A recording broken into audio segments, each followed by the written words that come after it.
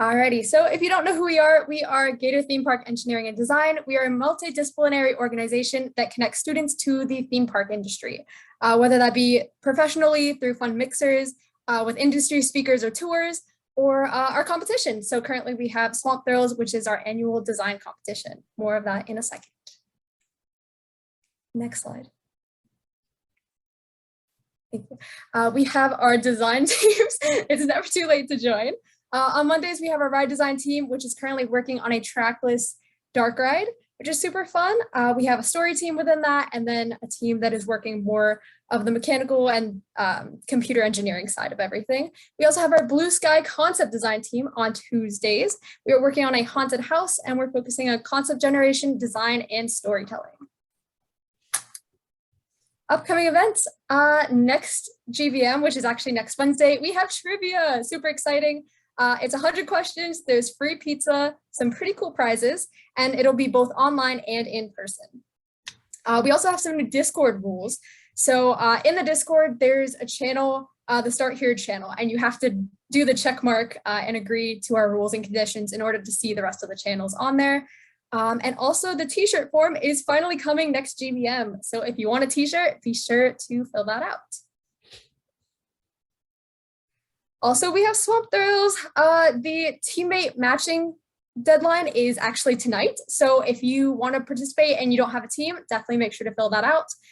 If not, if you already have a team or you're able to throw one together real quick, you can still fill out the form to register for the competition.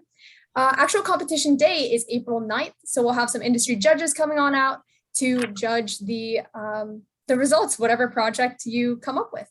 The theme is time travel. So it'll be super fun. And if you want to participate, be sure to fill out that form. Some recent events we had a T-Ped Universal / SeaWorld trip. We got to ride Icebreaker, lots of opinions there. And we also had a T-Ped TEA at Florida Mixer, which was Saturday, I think. No, it's not. Apollo's Chariot is much better than Icebreaker. Thank you, Brandon Lamb.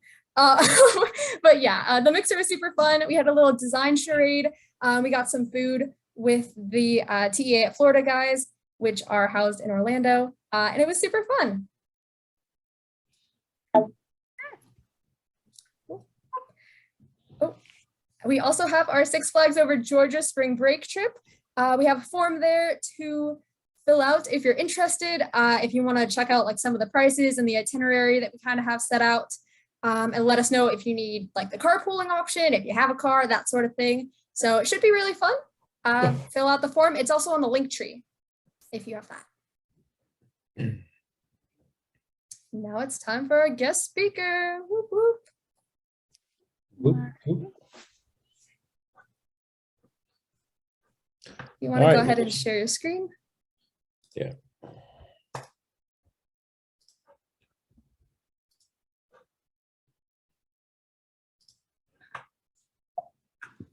All right. Well, good evening, everybody. My name is Jeff. I am the general manager at Scream-A-Geddon. I also manage Treehopper's Aerial Adventure Park right next door and Snowcat Ridge, Florida's only alpine snow park, where you can go snow tubing and play in the snow and go outdoor ice skating on legit ice. Everybody can hear me okay? Give me a thumbs up if I'm good. All right, good. So Andrew had asked me to join you guys and present. So I'm just going to tell you a little bit about how the business came to be and how I came to be in the business, and a little bit about how we scare people. And we'll see what kind of questions you might have for me. The business started in Indiana, a little town called Anderson outside of Indianapolis, where the owner had was very young, just a couple years older than you guys, and he had his own paintball. He started his own paintball business. His parents bought him a piece of land and told him no longer playing paintball, and on their property, bought him a piece of land, said, go have your paintball business out there. And one of his paintball referees was involved in scouts and said, hey, we we don't have a place to put our haunted house this year. Can we do our Scouts haunted house on the property of the paintball? Now they had a big building. It's one of those big farm buildings, and it's all metal frame, but a big giant fabric covering over it. You could probably put an entire, 747 jet plane underneath this shelter. And they would play paintball in there in the winter months because they would have heaters in there, and all the snow would be outside. So he agreed. He said, "Yeah, go ahead and bring your haunted house here." And the Scouts put on this haunted house inside this tent area, and the owner was floored at how many people were into haunted houses. And there's the lines and lines of people that wanted to come out there. And so he thought, wow, what an opportunity. And so he found a partner, and they created the following year a company called Indy Scream Park. And so they had at that time only five, they built 5 haunted houses. 3 of them were indoors underneath that big tarp area, and a couple of them that were outside. And so in addition to the 5 haunted houses, there is a large midway area where people can hang out. The idea, the thinking behind the business is, if you've gone to a haunted house outside of, say, Busch Gardens or Universal, you've gone to a haunted house, typically you just go to the haunted house, and when you're done, there ain't nothing else to do, you leave. But if there were multiple haunted houses, and if there were things to do while you were there, i.e. be entertained, sit down, have food, drink, there's music, there's entertainment, there's games to play, it's now a whole night experience. And so that's what they developed up there. And so Indy Scream Park had been up for about 5 years at that time. And the owner wanted to create a similar business down here in Florida. And he was challenged by a number of people and said, you would be an idiot to create a big haunted house park in Florida because you're not competing with Busch Gardens and Universal. You will lose. They will destroy you. And his opinion was, well, if there's so many people in Florida that go to Busch Gardens and Universal, then that demonstrates there's a great need, a great desire for that product. And sure enough, so he came into town, bought 60 acres here in Dade City. Dade City, if you don't already know, is, almost halfway between Tampa and where you guys are at, or where the college is at. And built Scream-A-Geddon. At the same time, he built Tree Hoppers Aerial Adventure Park. And they both opened up in the fall of 2015. Now, my involvement with the company, I came to them because I had my previous experience. I was with Outdoor Adventure, working with groups that wanted to do climbing and zip lining and things like that. I would work with groups, as well as I would build and train and inspect courses throughout the state of Florida. And so when I heard that Tree Hoppers was going to be built, I thought, well, that would be a neat place to work, because previously, when I'm working with clients, the only time I make a buck is when there's a client. And there are some weeks when there's several clients, and there's some weeks where there's no clients. And so to have a steady paycheck was very enticing. So I came up here to check to see if I could apply as a manager at Tree Hoppers. And they said, nope, they got all the managers they need. And I said, all right, but what is that over there? Kind of looks like this, all this stuff here. So what is that? He said, oh, well, we're also building haunted houses. Now, what they didn't know was Halloween's my jam. I had been doing my own haunted houses, and I love it. I grew up as a you know, myself and my brother and I and my dad would do haunted houses as when we were kids, and we're still doing them as adults. And they said, yeah, they need plenty of help with Scream-A-Geddon. And so I said, well, all right, well, I will come up, but I'm not going to act. I said, I'll be a manager of one of the 5 houses, but I'm not going to be an actor, because if I'm going to act, I'm going to I'll act in my own house, and I don't have to drive an hour away to act here. And they said, all right, you can manage a house. And that very first year, I managed a house called Pandemic. Has anybody go first couple of years to Scream-A-Geddon? I don't know if y'all were into that, but at that age, 2015. Well, Pandemic, that house was the very first house that from either a part of Scream-A-Geddon or Indy Scream Park, where we decided to make an attraction interactive. And by interactive, that means that traditionally in a haunted house, you as the patron, you don't touch a thing, and the actors don't touch you. There's that rule, right? When you're in a house, you don't touch anything, and they won't touch you, and everything's going to be fine. You just get scared. Well, we decided we were going to make it interactive. And if you choose to, you could wear a glow necklace around your neck. You had to be at least 18. And that glow necklace was around your neck while you're inside. That meant that you gave consent to be touched or moved. And that's what we would tell people. You can be touched or moved. You might be separated from your group. And so we tell people that, and all these kind of ideas go into their head of, oh my God, what the hell is going to happen? You know, what are they going to do to me? The reality is, you know, our actors, we don't tell them, do whatever you want to do. There's very specific ways in which they can touch and move people around inside the haunted house. We don't tell them what those ways are, so the customer's left wondering what's going to happen. And that house that year was the highest rated house that Scream-A-Geddon had that year, and it rated higher than any house any year at Indy Scream Park previously. And so in that house, people would be, if you had a necklace on, you may have been somebody might grab you by your arm or your shoulder and direct you into a chair or onto a table. They may bring like a medical instrument close to you that's making noise, or perhaps it's vibrating or drilling or something like that. You might be separated from your group, and the rest of the group has to go forward, where there's these large boxes, almost like a locker. If you remember, have lockers when you were in high school, right? They're these giant lockers that you might be put into. We have a haunt now that is a prison, and you may actually be put into a cell and things like that.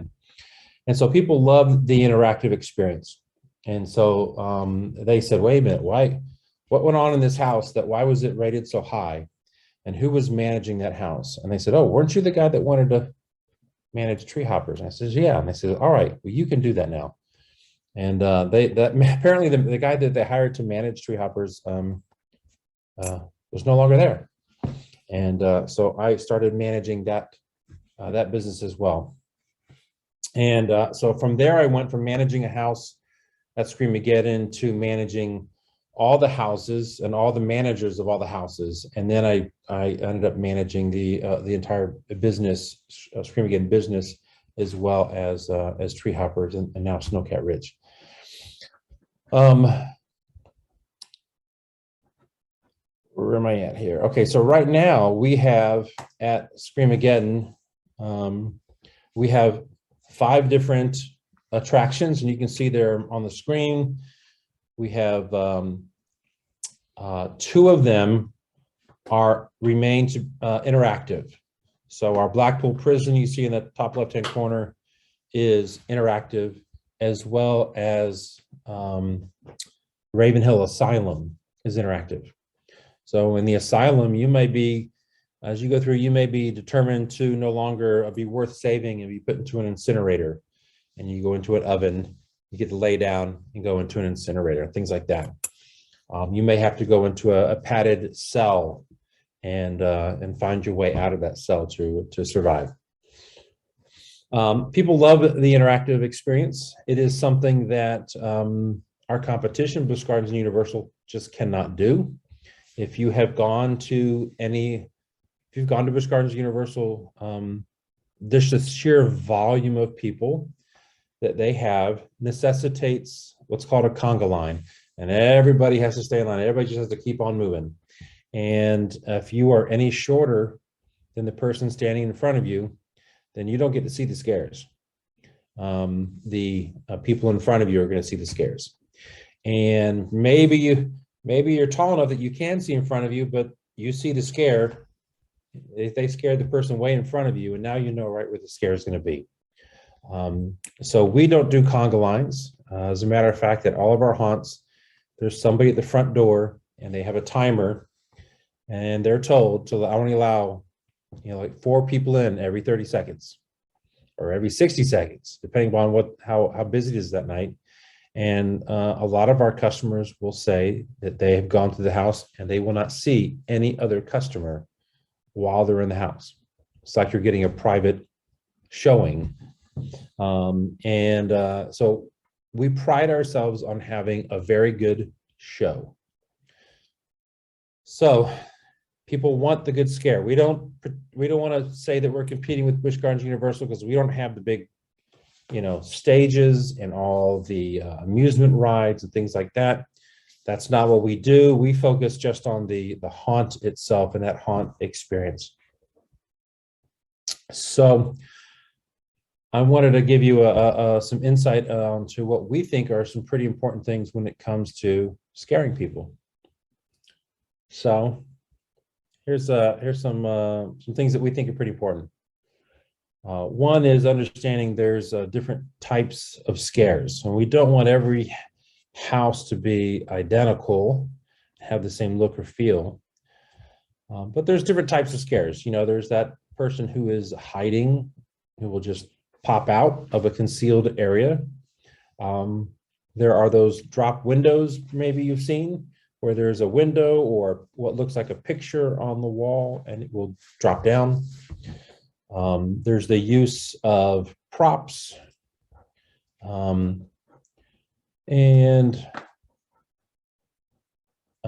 think one of the best things is the use of either a teammate or something, a prop that directs your attention someplace else. For example, if you walked into a room in this haunted house, and in this room it is all completely dark, but in the corner there's this very soft pin light, and it's shining in the corner, and you see this little doll on a rocking chair.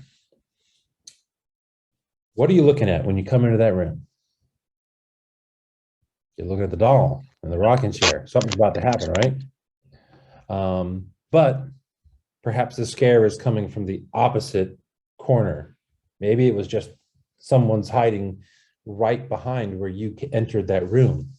So, we need to put ourselves in the mind of that patron, and they go into that room. Where does their eye naturally going to go? What are they going to be looking at? They're looking for their exit, or they're looking for where that potential scare is going to come from. And so oftentimes we will bait them by providing something for them to look at, so that the real scare is coming from someplace completely different. What to say? And so that what to say could be what kind of scare. It could be a scream. It could be what could be a terrifying. It could be just a whisper. We have one of our haunts is like a clown haunt, and so you can be terrified walking through, and then all of a sudden, boom, there's laughter right by your ear. Prop noises, things that make. We've got those. You've seen those big horns. It's almost like a gun. It's a horn. It's got a light, and it's loud, and it's it can be overwhelming. What not to say, and this is one thing that drives me crazy, is when and I hear it almost every year. Where somebody wants to say boo, and that is the worst thing to say in a haunted house is boo or roar. Also, one thing you want to take a guess. What do people say when they don't know what to say as a scare actor? If you don't know what to say, what do you think they would say? If you're going to respond, unmute yourself and let's hear what you think. I don't know, like maybe a growl or something. Be a growl. Get out, save yourself. Get out. All right. Get out is pretty popular. Another one that's pretty popular is, what are you doing here? You know, what are you doing here? Get out of here. Well, I'll tell you what they're doing here. They're here to have a show. You know, what are you doing here? Well, I want the show. You know, get out. No, I don't want to get out. I just paid money to be in here. I don't want to get out of here. But sometimes people who don't know what to say, they'll say things like that. Now, and this is where, you know, people, you know, if you're directing a team of actors and you're telling this story as people are walking through this asylum or this prison or something like that, imagine if every third actor said, what are you doing here? Or get out of here. You'd be like, okay, it's getting pretty boring pretty quick. I'm hearing the same thing. And then what if you went, after you left that haunted house, you went next door to the other haunted house and you're hearing the same lines? And it's like, oh, no, we can't do that. So making sure that people know what to say as well as what not to say, because if they tend to fall back to those same kind of lines of what are you doing here or get out of here. And if you are committed to providing a good product to your people, you want to make sure that people know what their lines should be. All right, so what about who to scare? When people come in, there's a group of 4 or 5 people. Who do you scare? What do y'all think? I can tell you, Andrew and I look for the soccer mom. That's who we're after. Yeah. All right, so there's a group of people. The scaredest person, do they say, I go in first? No. You know, do they want to be the caboose? No. No, they want to be in the middle. They want to have their friends all around them, right? So the scaredy cats tend to be in the middle. So when the group of people come in, don't always want to hit that first person. That first person is not going to be scared. Okay. So you may want to timing is a very critical thing when you're putting on a haunted house. Timing it and hitting that group in the middle, as well as scaring the people in the back of the group. Can you imagine if you've got whatever kind of production you're putting on and you need to move a lot of people through it? If you are engaged, if that group of people are coming through and you engage or scare them in the front, they're going to back up. Now it backs up your line. You got more people coming in versus, you know, them going through and scaring them and maybe scaring them forward. So it keeps the line moving. You don't want to have all of a sudden your house is now filled with people and no one's moving because we keep scaring and stopping people. What's important, I think, is to reset. Is if you're going to do that pop scare or you're delivering that line or whatever it is that you're doing in that room or that scene for a moment, you do it real quick and then you step back and you reset and you get ready for the next group. If a guy jumps out or from around the corner and he scares you, okay, you're terrified. Him hanging out, he's no longer scary. You know, he scared you, okay, it's over with. If he's still standing around, it's like he's no longer scary. You know, he's just a guy. Okay, you're not doing anything. So you deliver that scare, boom, you set back, and then you wait for the next group and you deliver that scare again. That does 2 things. One is it enables the next group to get the full scare because you've reset. And secondly, if you don't reset and you're just constantly interacting, then you're going to be exhausted as an actor. You know, you're going to be like, I'm constantly moving and talking and scaring and yelling and screaming, versus deliver that line and scare and then reset. You get a couple of seconds, a moment before the next group comes in, and then deliver that same line again. We employ hundreds of people to be as scare actors, and not everybody has the energy to work all night long. And if they don't allow themselves to reset, then they're going to get exhausted.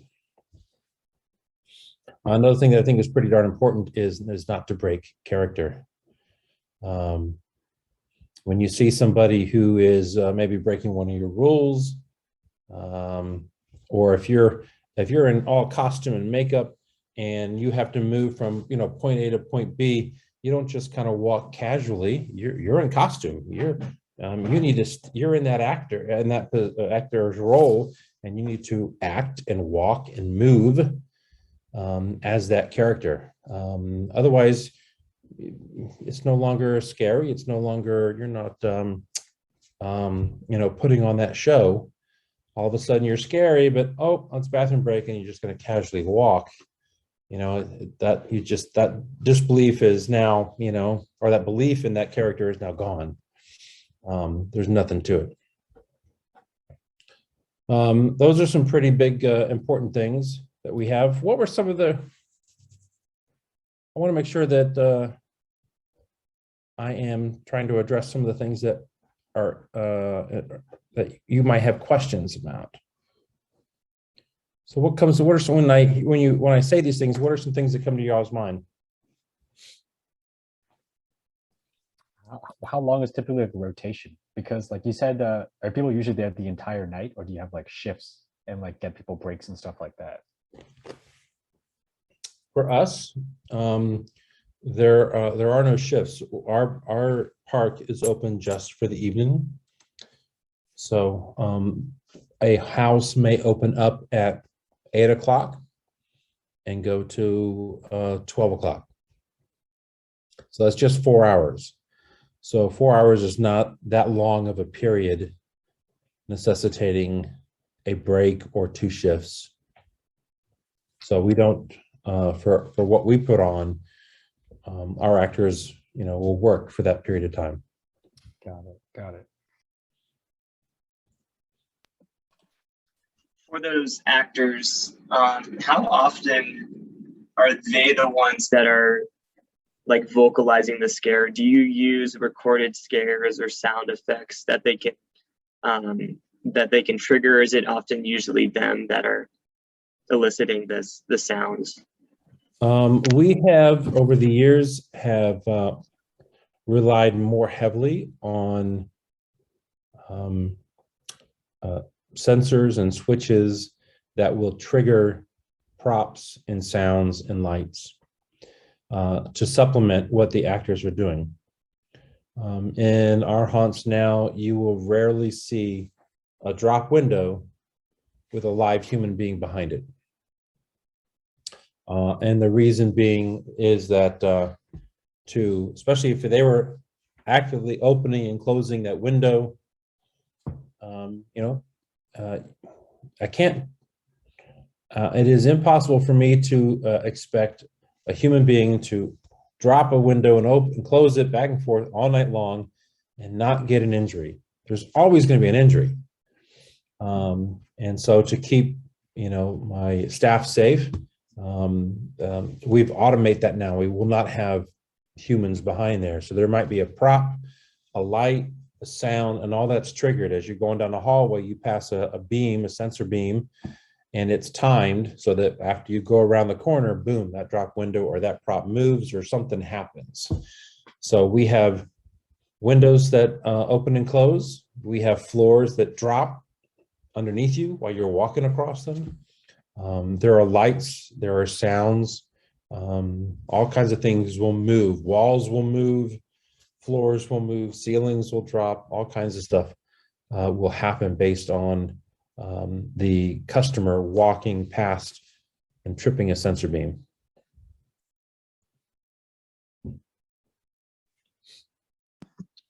So in terms of like determining whether to use like like you said, someone that for like drop windows, not having an actual actor behind it. Mm-hmm. How do you determine whether it is animatronic or a real person? Is there a balance there that you debate about, or how is that? How do you go about that? it needs to be able, the answer to the question of, does it make sense? Is it believable? And is it scary? Then they need to be, those answers need to be yes. You know, I mean, we could put, you can, go to Walmart and buy some cheap props. But if it's not believable, and doesn't make sense and looks cheesy, then, I'd get rid of it. I would say no. Now there's also things called actor Matronics. Do y'all know what those are? No, what's that? An actor Matronic is a device that relies on a human being. So we have we've got some of those where they're almost like a puppeteer kind of thing. So there will be a prop of some sort, and there's somebody behind it in all black that is operating it. So it may look like a creature. We have some actor-matronics that are saws, like a horizontal saw, and it'll come out towards you, and there'll be a character behind it. So these are props that rely on an actor. There are devices that, if you do a Google search, I'm sure Andrew's seen it before. There's these individual will be holding what looks like a large cube box, and when they open it up, there's like this scissor spring kind of thing, and it'll propel something towards you. So when you open it up, it'll shoot this face or this prop towards somebody who's walking by it, and then they will close it as it comes back in.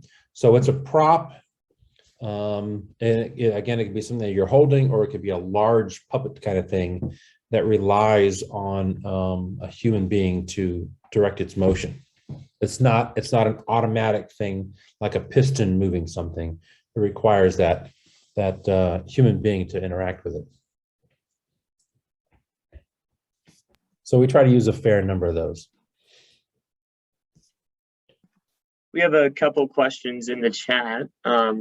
One of them is, what other kinds of interactive houses have you managed in the past? So the only ones that we've had were Pandemic, which is no longer here. We've taken the Pandemic house and we've shipped it up to Indianapolis, and then we had to change the name because of the pandemic. And I think they called it Mutations now or something like that. We didn't want to offend anybody, so so we had that one. We had another haunt called Infected. It's kind of like a zombie thing, and so you may have in that one. We would test to see if you were infected by the zombie virus, and we'd take some hair clippers, and you would be put into a barber chair, and would like, bzzz,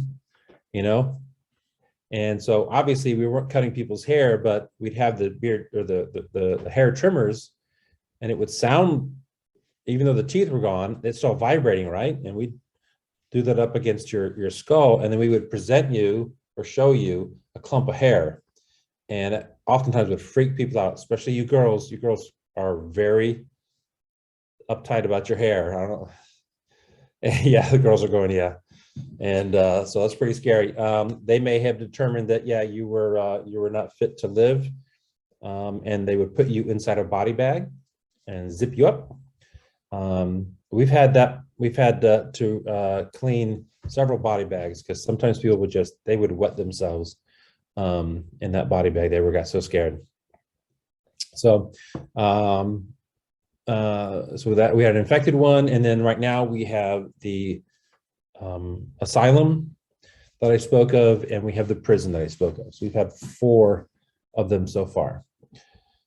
One of the other things that we have, not in addition to the haunted houses, we also we used to have a hayride, and it was the most expensive attraction that we had, because it required so many staff that were out along the hayride path. And we had to rent these very large, ginormous tractors and these trailers to haul people through the woods around this hayride path. And at the end of each year, we sent everyone who bought a ticket online.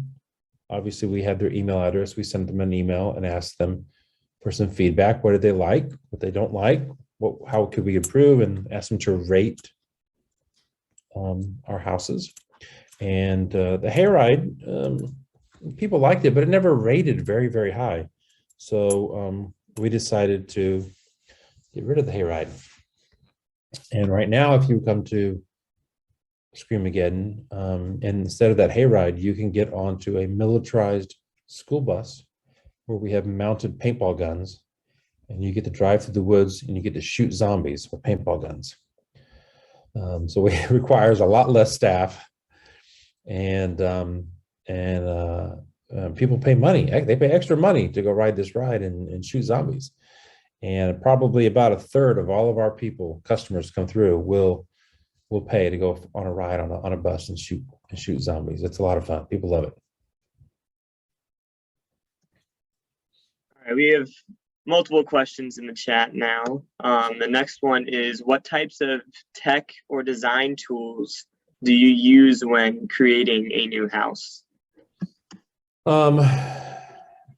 So we, as far as technology that we use, I don't know what kind of specific technology you're referring to, but we will design in advance. We use SketchUp, and we will, which is like an AutoCAD type of software, to design houses.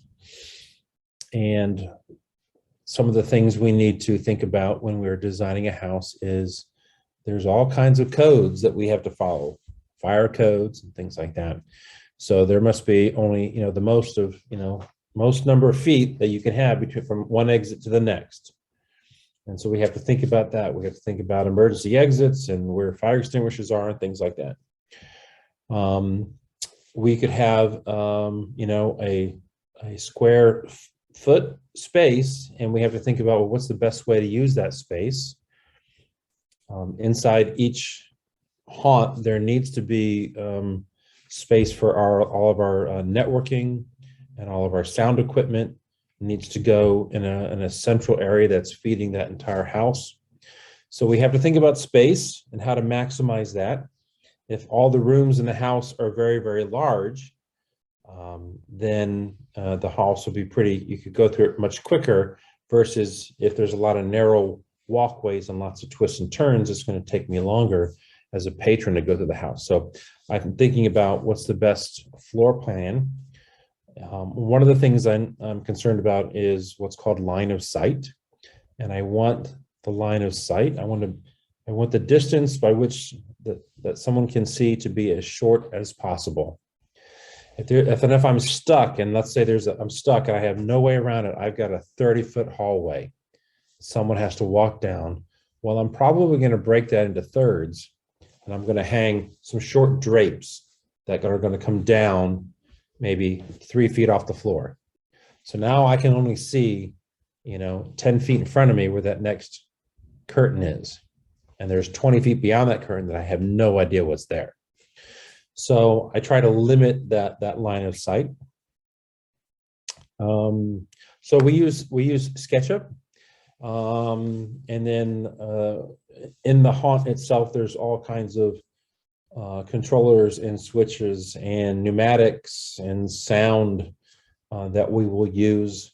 There's a great website called Fright Props that has all kinds of that stuff, and you could probably spend a whole day just going through all the cool devices that they have there, because you can do a lot with that, as far as how many seconds before this light goes on, and when does it go off, and when does it trigger a sound and provides power to this area or that area, or doesn't, or turns that power off. So many different things that you can do with that. I don't know if I answered that question correctly.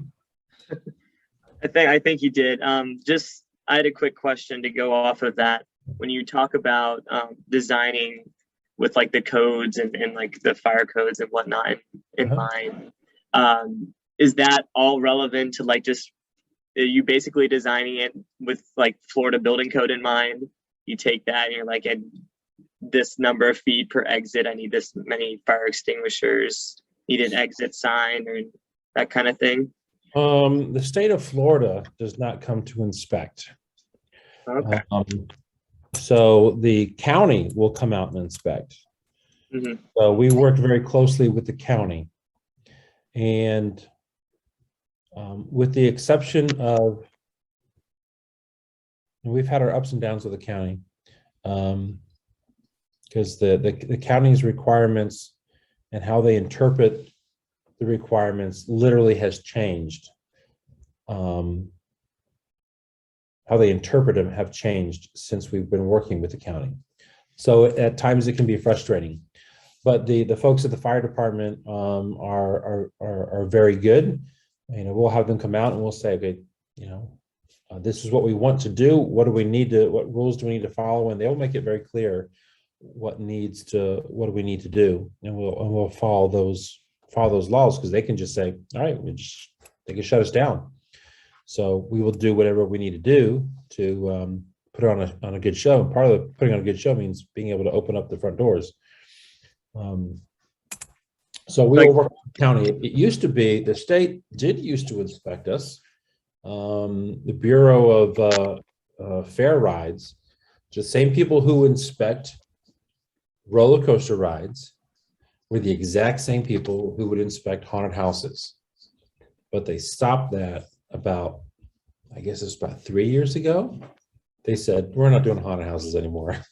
We'll let the local county take care of that. So we don't have them. So you don't have to worry about the state. You just got to worry about the county. So in that case, do you have to submit like permits for any building things, or is it usually you just ask the fire department to come out and? Well, if we're building, it depends on what you're building. Yeah. You know, for example, in the past, and on the county that we're in, there is a limit on, you do not need a permit for a carport, and it'll give you the maximum dimensions of a carport, and it'll tell you what a carport is. So we built a brand new house last year, which is amazing, called Bloodwater Bayou. And you would never know it as a customer going through it, but there are 3 carports that are there. Now, so you've seen these carports, these aluminum carports. You got the metal frame that goes up, and it comes maybe goes to a peak, and they either have vinyl or a metal roof on the top, and people might park their RV inside it. You've seen those, right? Okay, so that's a carport, and you don't need a building permit for that. Now, if I was to put walls all the way down to the floor and wall it all out, well, then it's a building. It's not a carport, right? It's a building. And if it's a building, you got to follow building code. But if I don't put walls on it, it's a carport. So we got carports, and our haunts have you going through carports, and there's interior walls for the hallways, but there's no ceiling and there's no walls on these carports.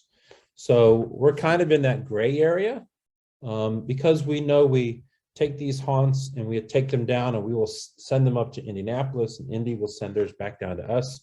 And so they're very mobile.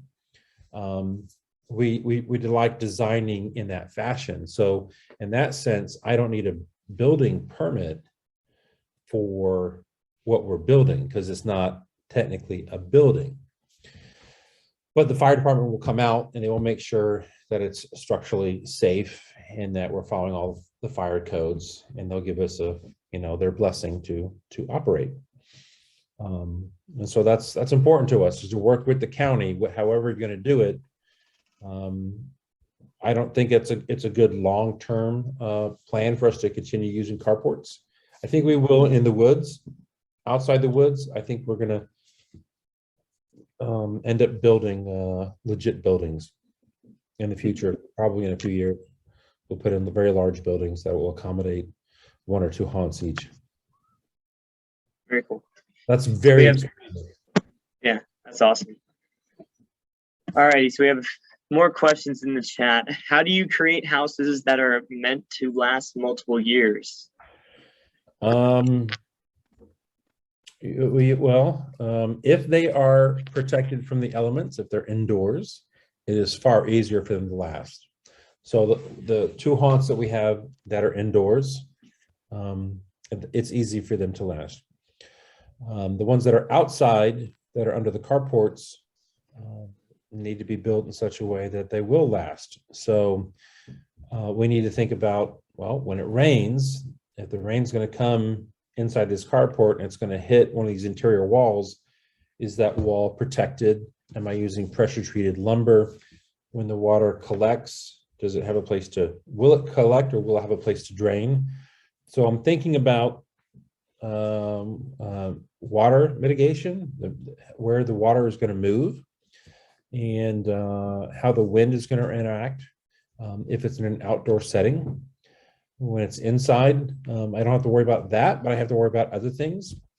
One of the things that we do to make sure things last is we do a monthly checklist. We literally will turn on the entire haunt once a month and put the show on without actors for 20 minutes, half hour, and make sure every single light works, every fogger works, all the props work, everything is working as it ought to work. Because if I don't, and it turns into September and we want to turn on Scream-A-Geddon, and then I found out that, oh, half the props don't work anymore, I don't have time to fix them. I don't have time to order replacement parts. It's the wrong time. So every single month throughout the year, we turn everything on and we check and make sure that everything is show ready. And there will be things that will break. They worked last month, don't work this month. Well, now I only have a few things I got to repair versus waiting to just before the show and find out that I have a lot to repair and I don't have time to do that. So we do regular checklists and we try to think ahead and be prepared for, wind and water damage. I guess that leads into another question that I have, because you mentioned that you ship some of your haunted houses back and forth between both sites. So when you're designing them, do you think about the mobility of how these haunted houses come apart and come together, or do you build them all together at once and then figure out how to take it apart and then ship it, or is it kind of an upfront thing? We're always thinking about that. So you probably would not be able to tell, but all the sections, every wall portion is basically a 4x8 section. I have several 4x8 sections of wall that get pieced together, screwed together, and that make longer walls and hallways and things like that. So that if I ever do need to take it apart or one wall gets busted, I can just remove that one 4x8 section of wall and replace it with a new one. And if I ever need to ship it, I can, put a piece of duct tape on all the wall sections and number them and create a grid and say, okay, in this room are wall sections 1 through 20. And I can put them back together. And I got a map on where all these number pieces go. But everything is breaks down into 4x8 sheets. It sounds a lot like what I do back at my haunt, is breaking it down for storage. And I guess one more question from me before I go back to the chat is, for those walls, is it typically just like a 1x4 and you got a sheet of glue on, or does it depend on what is that wall going to be used for and what it looks like? It will depend. We use 2x4s and typically plywood. And we use Luan from time to time. Luan, for those who don't know, is a very thin, very skinny piece of plywood. Those tend to, people bump into it, elbow, you can literally put your hand through it if you push or hit it hard enough. And so we tend not to use that. Maybe it'll be in places that are out of reach where we know nothing's going to hit it. But it's usually plywood, 1/4-inch plywood that we will use. Very cool. Another question. Do you have any advice on themes that work really well versus those that don't work so well or just too difficult to pull off? Well, like I said, we send out a survey at the end of each year. And what always ranks low, things like UFOs and aliens. It's not all that scary. Cowboys and Indians. All right, we're probably not going to do that, you know. Clowns, dolls, murder motel, things like that. Those always rank pretty high. So we'll rely on what our customers are telling us that they would like. You know, what's interesting is there is one haunt that they have up in Indy that it works too well. It is perceived to be so scary that people don't want to do it, which is a bad thing.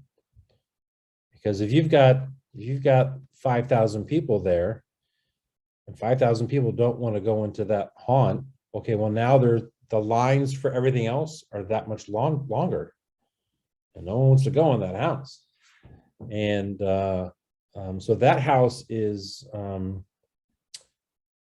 it, I don't even know what the name of it is, but basically it's pitch black. And so there's like hardly any light in there whatsoever, and you have to feel there's this rope that's attached to the wall, and you have to find your way through this haunt. There's a few places where you will pass a sensor and you will be shot with a whole bunch of lights, and it'll blind you for a second, and then the lights go away, you know, or it might reveal something that's in the room with you, and then the lights go out, and then you're like, oh crap, now I'm in this room, I can't see a damn thing, but there's this creature in here. So to me, I'm thinking, that's fantastic. I don't need any props, I don't need any lights, I can just make a dark room and sell it, you know, people will love it. But apparently people are so scared by it, they don't want to get in line for it. But what good is it if people don't want to get in line? So in that sense, it works, but maybe it works too well, or depending upon, you know, it doesn't work well enough. I don't know, because people are not in line. They're not knocking down the doors to go in that haunt because they're just too scared by it. You know. Again, I would say that the things that work well are the things that you can deliver well. If you can't deliver it well, then it don't work. Most of our actors, the lines that they give, it's like one line or two lines, and that's it. I cannot count on people to be true actors and put on a performance. It just, you know, they're making minimum wage, you know, they're a scare actor in a haunt, and so they're not professional actors. So if you can't, it's very difficult to find somebody who is gifted enough as an actor or an actress who can deliver that line and let's say at length, and can do that every single night after night after night. We're open for like 38 days. You know, that's a lot of days to be committed to it. And if you can't do it, and all of a sudden I got to put somebody in your spot, and that spot requires good acting and to be able to deliver that line, and you know, how to respond when people are being rude to you, how do you stay in character and things like that. It's like, well, not everyone can do that. So if you can't do it, then don't do it. You know, find another storyline that doesn't demand a lot of talking, a lot of acting. in that sense. The hayride that we had a lot of dialogue, and it was very challenging. Alrighty, next question. So what is the best way to get involved with Scream-A-Geddon? Are there any positions for volunteering, internships, or entry-level jobs, or are only scare actors needed? We don't take volunteers, so we will hire people. We hire lots of people. So there's hundreds of actors.